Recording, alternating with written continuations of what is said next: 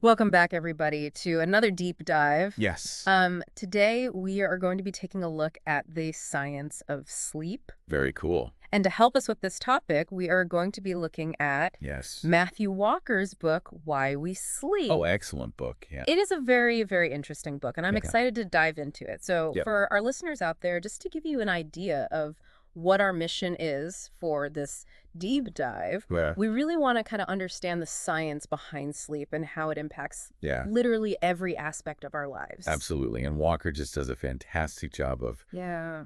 highlighting all of the research that's been done and, making a case that sleep is Yeah. just absolutely crucial. Yeah, it's not just about, feeling rested or not, it's Well, like this fundamental pillar Yes. of health and well-being. And he even argues that it's like Yeah. Mother Nature's most powerful tool Wow. for restoring our brains and bodies. It's interesting because he calls it a contra-death mechanism, which is a pretty strong statement. A very strong statement. Yes. Yeah. But Yeah. he backs it up with a lot of evidence and research. Right. And he goes really deep into the biological processes, that happen while we're sleeping. Absolutely. One of the things that really struck me early on in the book is Mm. how we often overlook sleep in our health conversations. Yeah. We talk about, diet and exercise and Right. stress management, but Wow. sleep often kind of gets left behind. Yeah, it's almost like this missing piece of Yeah, the puzzle. Exactly. And he's trying to put it front and center. Yeah. Yeah. So, where do we even begin to understand this, Yeah. complex world of sleep? Well, he starts by introducing the concept of the circadian rhythm,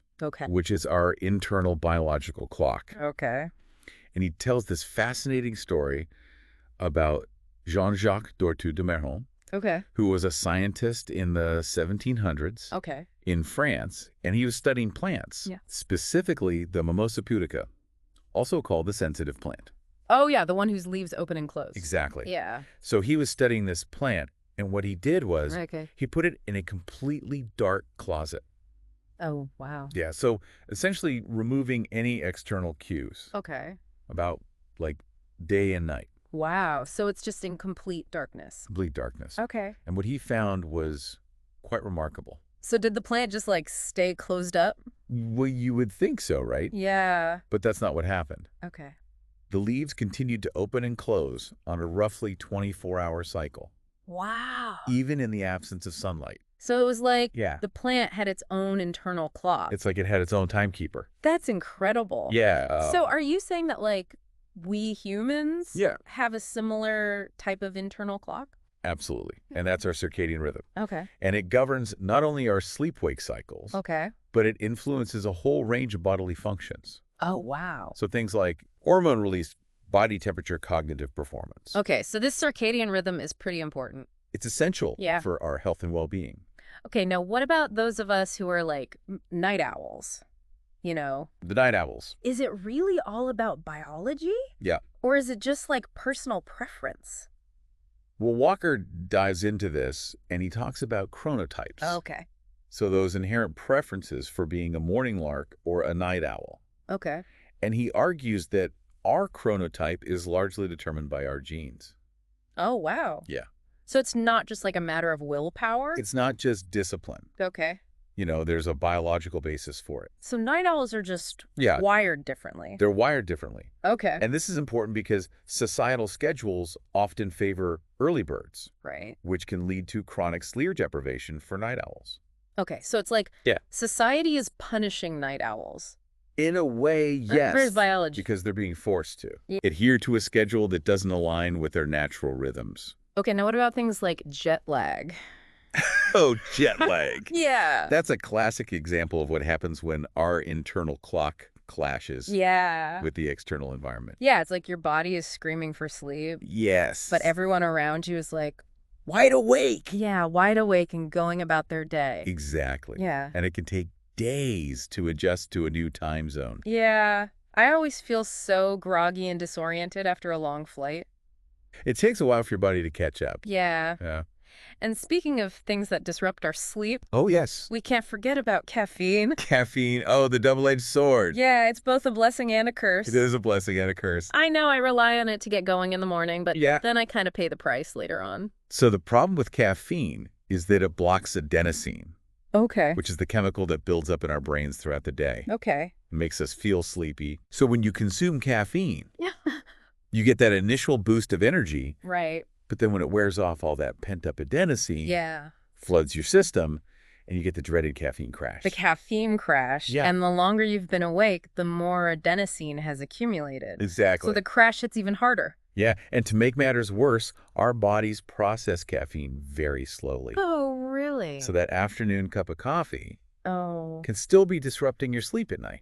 wow. This makes you think about those figures in the book, Oh, yeah. figures 4 and 6, Yes. that illustrate the two main factors Right. governing sleep, adenosine, and the circadian rhythm. Exactly. It's like this constant tug of war It is a tug of war. between sleep pressure and alertness. So as adenosine builds up throughout the day, Right. the pressure to sleep increases. Okay. But at the same time, our circadian rhythm is promoting wakefulness. Mm-hmm. So it's counteracting that sleep pressure. Right. And then during sleep, that accumulated adenosine Yes. is cleared out, It's like hitting the reset button. like hitting the reset button. Yeah. Okay, so when those two lines representing sleep pressure and circadian rhythm Yes. meet in the morning, Uh-huh. that's our natural wake-up call. That's your natural wake-up call. Okay, this is all making sense now, but what exactly defines sleep? Right. It's more than just closing our eyes, right? Yeah, it's more than just shutting your eyes. Yeah. So Walker uses this example of somebody falling asleep on the couch Yeah. to illustrate the 5 key features Okay. that distinguish sleep from other states like Okay. coma or anesthesia or even death. Oh, yeah, Jessica and the remote control? Yes, Jessica and the remote. Yeah. It's a funny example, but it really highlights Yeah. those key characteristics. Like, the stereotypical posture, Right. the lowered muscle tone, Yes. the lack of overt communication, Mhm. the easy reversibility, Right. and of course the timed circadian pattern. Exactly. Yeah. So it's not just about being Yeah. unconscious. It's a whole set of specific criteria Yeah. that define sleep. Okay, and speaking of specifics, Yes. Walker delves into the different stages of sleep, Right. which is where it gets really interesting. It gets really interesting. Yeah. He describes the 2 main types of sleep, Okay. NREM sleep, Okay. which stands for non-rapid eye movement sleep, Okay.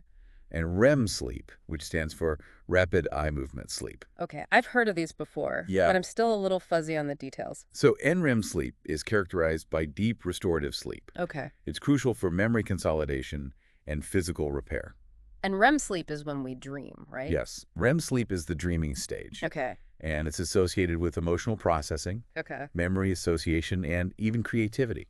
Oh, wow. So it's like our brains are working overtime, Yeah, even while we sleep. they are. Wow. So to describe this cycling between NREM and REM sleep throughout the night, Okay.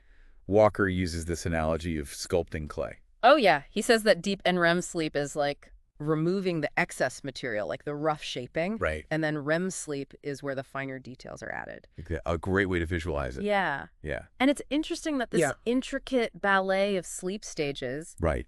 isn't universal across the animal kingdom. That's right. Yeah. Not all species experience all stages of sleep. Really? Yeah. So, for example, all animals studied so far have NREM sleep. Okay. But REM sleep, the dreaming stage, seems to be exclusive to birds and mammals. Wow. Yeah, so it's like a later evolutionary upgrade. Oh, that's fascinating. Yeah. So NREM is the OG sleep, Yes, the original classic. and REM is the The fancy new the edition. fancy new edition. Yeah. But both are crucial. Both are absolutely crucial.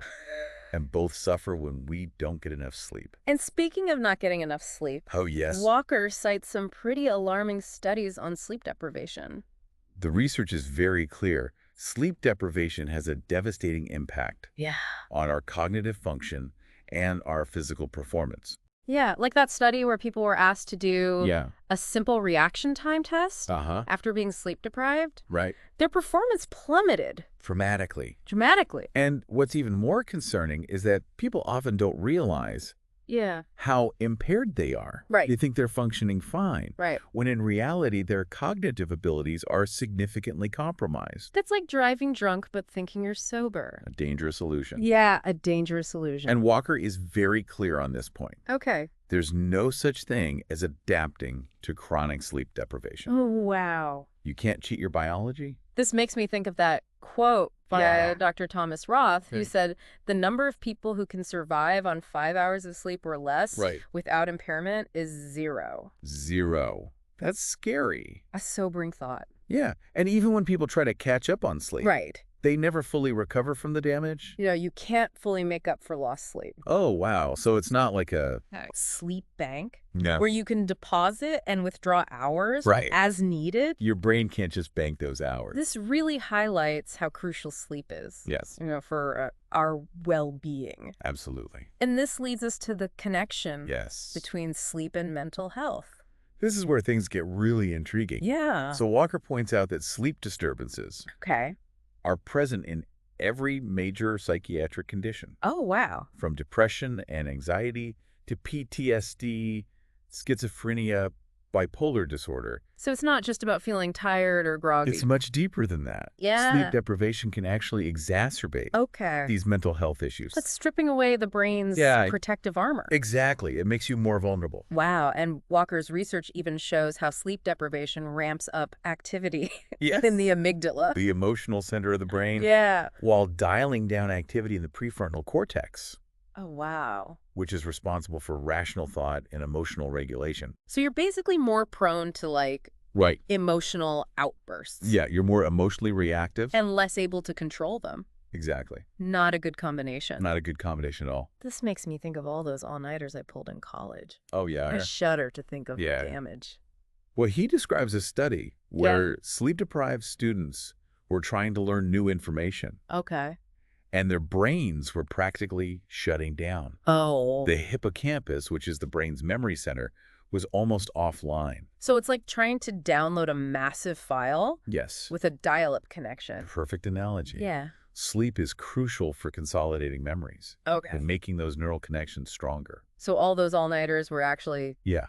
counterproductive. You were hindering your learning, not helping it. Wow. That's eye-opening. Yeah. And even scarier is the research linking sleep disturbances Right. to a higher risk of Alzheimer's disease. Yes, particularly the loss of deep sleep. Researchers are finding that sleep disruption might contribute Okay. to the buildup of amyloid plaques in the brain, Right. which is a hallmark of Alzheimer's. So could improving sleep actually protect against Alzheimer's? That's what researchers are investigating. Wow. It's a promising area of research. Yeah, if we could identify these sleep disturbances early on, Right. it could lead to earlier interventions Exactly. and potentially slow down the progression of the disease. It's a very hopeful area of research. That would be revolutionary. It would be. But beyond Alzheimer's, Yeah. sleep deprivation affects just about every system Pretty much every system. in our bodies. Yeah, he paints a pretty grim picture Yeah, of the widespread consequences right. of insufficient sleep. From heart disease and stroke Yes. to weight gain, Mm-hmm. insulin resistance, Yes. and a weakened immune system. all of those things. It's like sleep deprivation is slowly poisoning us from the inside out. Sleep is the glue that holds our entire body together. Yeah, and without it, everything starts to fall apart. Exactly. And we haven't even touched on the world of dreams. Ah, yes, the realm of dreams. Oh, yeah. So science is moving beyond those Freudian interpretations Okay. and uncovering the potential functions of dreams. I've always been fascinated by dreams, so Yeah. tell me more. Well, for one, Yeah. dreams seem to play a role in emotional processing and regulation. Oh, wow. It's like overnight therapy, Really? helping us work through Oh, wow. difficult emotions and anxieties. So our dreams are actually doing something productive. It seems that way. Wow, that's amazing. Yeah. They also seem to help with memory association and creativity. That's right. Our brains are sifting through Yeah. the day's events, Yeah. connecting seemingly disparate pieces of information, Right. fostering novel insights, Yes. and even boosting our problem-solving abilities. Exactly. That explains why I sometimes wake up with solutions to problems that had been bugging me. It's like your brain has been working on them in the background Yes, in the background. while you were asleep. But what about those less pleasant dreams? Oh, yeah. The nightmares. The nightmares. Yeah, they don't feel very therapeutic. They can be quite disturbing. Yeah, But while nightmares are definitely distressing, yeah. they may also be part of this Okay. emotional processing system, Okay. albeit a more intense Yeah. and often unsettling one. So even bad dreams Yeah, might serve a purpose. it seems that way. Wow. Now, before we wrap up this part of our deep dive, Okay. we should touch on some common sleep disorders, Okay. like sleepwalking. Sleepwalking. Yes. Isn't that just something that kids do? It's more common in children, Okay. but adults can experience it too. Really? It's a state of mixed consciousness, Oh, wow. where the brain is caught between deep sleep and wakefulness. Oh, yeah. Walker describes that case of Kenneth Parks. Yeah. He sleepwalked. Yeah. And I won't spoil it for We won't spoil it, but Yeah. it highlights how sleepwalking can have Yeah. serious consequences. It can in rare instances, Yeah. but it really underscores the complex nature of sleep Yeah. and the potential for things to go awry. Yeah. And then there's insomnia, Insomnia. which I think a lot of people struggle with. It is incredibly common. It affects about 1 in 9 people. Really? Yeah. Wow. And it's defined as difficulty falling asleep, staying asleep, or both, Right. leading to daytime fatigue and impairment.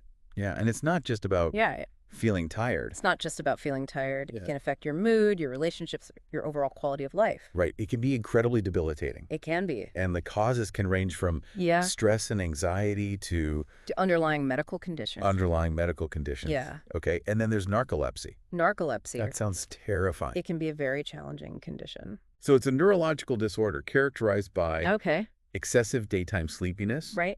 cataplexy, Cataplexy. and sleep paralysis. Okay, what is cataplexy? So cataplexy is a sudden loss of muscle control What? triggered by strong emotions. Oh, wow. So imagine laughing so hard that you collapse. Wow. That's essentially what can happen with cataplexy. That's intense. Yeah. And sleep paralysis. So sleep paralysis is a temporary inability to move or speak Okay. while falling asleep or waking up. Okay. It's like your brain is awake, Oh, wow. but your body is still asleep. Yeah, that sounds scary. It could be quite frightening, Yeah. especially if you don't know what's happening. Like straight out of a horror movie. Yeah, it can feel that way. So what can people do if they're struggling with these Yeah. sleep disorders? Well, for insomnia, Yeah. Walker highly recommends cognitive behavioral therapy for insomnia, Okay, CBTI. or CBTI. Isn't that for like Yeah. anxiety and depression? It could be used for those conditions as well.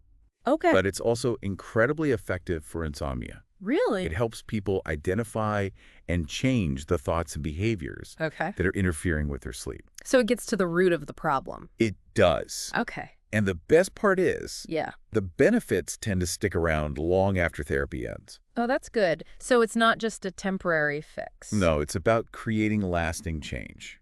That's a lot more appealing Yeah. than relying on sleeping pills. Absolutely. And in fact, in 2016, Okay. the American College of Physicians recommended CBTI as the first-line treatment Wow. for chronic insomnia over sleeping pills. That's a pretty strong endorsement. It is a strong endorsement. So what about other solutions? Yeah. What can we do as individuals All right. and as a society Yeah. to prioritize sleep? Well, on an individual level, Yeah. regular exercise can make a big difference. I knew it working out really does help me sleep better. It's a win-win situation. Yeah. Exercise improves sleep. And sleep improves your energy levels for working out. I like that. Yeah. But what about like the bigger picture? How Right. can we create a more sleep-friendly society? That's a complex issue. Yeah. But Walker offers some thought-provoking suggestions. Okay. He advocates for sleep-friendly policies in workplaces, schools, and healthcare settings. So like starting the workday a little later. Exactly. Or having nap pods in offices. Imagine that. That would be amazing. Yeah. And what about technology? Oh, technology. Can it be a part of the solution? Absolutely. Okay. So Walker envisions a future where our homes Okay. are intelligently designed to promote sleep. Okay. So think smart lighting systems that gradually dim the lights in the evening, Right. mimicking the natural sunset, Yeah. and wearable sleep trackers Okay. that optimize our sleep environment. So it's like a personalized Yeah. sleep sanctuary. Exactly. It's about using technology to our advantage I like that. when it comes to sleep, instead of letting it disrupt our sleep. Right. Yeah. This is really fascinating. I'm It's learning fascinating. so much. Thank you. Yeah, it really is fascinating how technology can kind of be harnessed to improve our sleep. But Great. beyond our homes, Walker also stresses the importance of Yeah. sleep-friendly policies in workplaces and schools. He argues that we need a paradigm shift Yeah. in societal attitudes towards sleep. Okay. It's not a sign of weakness or laziness. Right. It's a fundamental biological need. It's like we've created this culture of busyness Yeah. where sleep is seen as something to be like squeezed in Right. rather than prioritized. We try to cram it in Yeah, instead of making it a priority. exactly. Yeah, And Walker really challenges us to kind of rethink our relationship with sleep absolutely. and create a society that values and protects Yes. this essential human need. It's essential for our survival. And speaking of protecting sleep, Yes. one of the most thought-provoking sections of the book Yeah. was Walker's discussion of sleep in healthcare settings. Oh, absolutely. He's very passionate about this. It's ironic, right? It is kind of ironic. Hospitals are supposed to be places of healing, Right. but the constant noise and the bright lights. Yeah, and the frequent interruptions. Yeah. And the frequent interruptions All those things, can actually hinder the healing process. they can disrupt sleep, Yeah. which is essential for healing. Walker argues that if hospitals were designed with sleep in mind, Yes. quieter rooms, dimmer lights. A culture that respects patients' need for rest. Yeah. People could recover much faster. And he even points out that better sleep could potentially reduce Yeah. the need for pain medication. That's right, because sleep acts as a natural painkiller. So if sleep is this natural painkiller, Uh-huh. then prioritizing sleep could lead to Yes. less reliance on drugs. Less reliance on drugs and fewer side effects. Right, and all their side effects. Exactly. This makes me think about all the research highlighting the importance of sleep for our immune system. Sleep plays a crucial role in strengthening our immune defenses. Okay. So when we're sleep deprived, our immune system weakens, Yeah. making us more susceptible to infections and illnesses. So getting enough sleep is not just about Right. feeling rested and alert. It's about protecting ourselves from getting sick. Exactly. Yeah, Walker even says that a good night's sleep Yeah. is like a super boost Wow. for your immune system. Now, switching gears a bit, Okay. there's another fascinating connection Walker explores. Yes. And that is the link between sleep and creativity. Oh, this is one of my favorite parts of the book. Okay. He presents a lot of evidence Yeah. that sleep is essential for fostering creativity. Okay. He argues that during sleep, Uh-huh. our brains are busy making connections Okay. between seemingly unrelated pieces of information, Yeah. leading to those aha moments of insight. Yeah, I've definitely experienced that, like waking up Yes, with a solution to a problem. exactly. It's like your brain has been working on it Yes. in the background, While you were asleep. even while you were asleep. So if we want to boost our creativity, Yeah, we need to prioritize sleep. absolutely. Okay. He even suggests that a nap Okay. can be a powerful creativity booster. Oh, I might need to start scheduling more nap breaks into my day. Maybe we all should. Okay. Now, before we wrap up this part of our deep dive, Okay. there's one more important aspect of sleep that Walker discusses. Yes. And that's its impact on our athletic performance. Oh, yes. Sleep is crucial for athletes. I know a lot of athletes are obsessed with sleep, Yeah. but I've never really understood why. Well, he explains that sleep is essential for muscle recovery and repair, Okay. as well as for improving reaction time accuracy Okay. and overall athletic performance. So it's not just about Right. resting tired muscles. It's about enhancing Yeah. your athletic abilities. Okay. Yeah, he cites numerous studies Yeah. showing that athletes who prioritize sleep see significant improvements in their Wow. performance. This makes me think of all those elite athletes Yeah. who swear by their strict sleep routines. It's not just a superstition. Right. It's backed by science. Well, after diving into all this fascinating research with you, Yeah, I'm definitely feeling more motivated to Good. prioritize my own sleep. I'm glad to hear that. Yeah. And as we wrap up part 2 of our deep dive, Okay. I'm curious, Yeah. what stands out to you the most Okay. from our discussion so far? For me, it's the realization that sleep is so much more Yes. than just feeling rested. It's foundational. Yeah, it's truly the foundation of our physical and mental well-being. It affects every aspect of our lives. And it impacts every aspect of our lives. Absolutely. It's an essential human need Yeah, that deserves far more attention and respect right. than it often receives. I completely agree. Yeah, it really is amazing to think about, how something as simple as sleep can have such a profound impact on our lives. And Right. And the good news yeah, is that Walker doesn't just leave us with all these yeah, alarming warnings about sleep deprivation. right. He also offers practical solutions for improving our sleep. That's one of the things I really appreciate about the book. It's not just like a doom and gloom scenario. Right, it's a call to action. Right. It's like, okay, here's the problem. Yeah. But here's what you can do about it. Exactly. He empowers us to take control of our sleep. Right. And make it a priority. So what are some of the key takeaways, Okay. in terms of improving our sleep? One of the most important things is consistency. Okay. So he emphasizes the importance of establishing a regular sleep schedule. Okay. So going to bed and waking up around the same time each day. Even on weekends? Even on weekends. Yes, as much as possible. I know, that can be tough. It can be challenging. Yeah, especially with our busy schedules and Right. Life gets in the way. social commitments and everything. But our bodies thrive on routine. Okay. And sleep is no exception. Okay, so what about our sleep environment? Yes, the sleep environment. Does that play a role? Absolutely. Okay. So he talks about creating a sleep sanctuary. Okay. A cool, dark, and quiet room that's dedicated solely to sleep. So no more like watching TV in bed or... Ideally, no. Okay. The blue light emitted from electronic devices Right. can interfere with our melatonin production, Okay. making it harder to fall asleep. Yeah. I've definitely noticed that I sleep better when I avoid screens for an hour or two before bed. It makes a big difference. Yeah. And then there's the issue of caffeine, Oh, caffeine. which we talked about earlier. Yes, the double-edged sword. So Walker recommends avoiding caffeine altogether. As much as possible, yes. In the afternoon and evening. In the afternoon and evening, yeah. That might be tough for some people. It can be a challenge. But again, it's about Right. prioritizing sleep. It's about making conscious choices that support your sleep. And recognizing that even small changes Yes. can make a big difference Even small changes can have a big impact in our sleep on quality. your sleep quality, absolutely. Now, beyond individual efforts, Yeah. Walker also talks about the importance of societal change. Yes, he's a big advocate for this. Yeah, he advocates for sleep-friendly policies Mhm.